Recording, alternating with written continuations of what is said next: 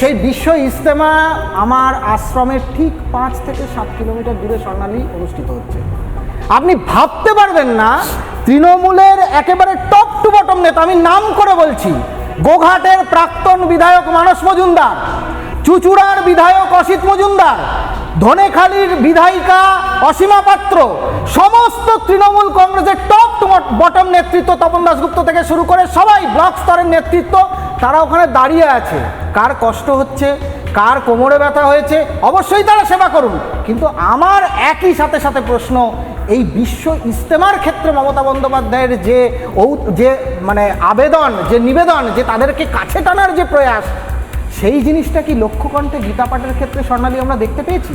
সেই বিষয়টা কি আমরা, এই যে এত হিন্দু ধর্ম সম্মেলন হয় পশ্চিমবঙ্গ জুড়ে, যেখানে ভারত সেবাশ্রম সংঘের একটা হসপিটাল উদ্বোধন করতে গেছেন মাননীয়া, সেখানে মঞ্চে দিলীপ মহারাজকে বসিয়ে তিনি বলছেন ভারত সেবাশ্রম সংঘ খুব ভালো সেবা কাজ করে, বন্যায় ত্রাণ টান দেয়, কিন্তু মাঝে মধ্যে দাঙ্গাও করে।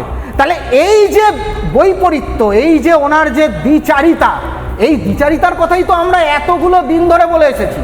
এবং এই দ্বিচারিতাটা শুধুমাত্র একমেবাদ্বিতীয়ম সনাতন হিন্দু ধর্মকে নিয়ে, আর কোনো ধর্মকে নিয়ে নয়।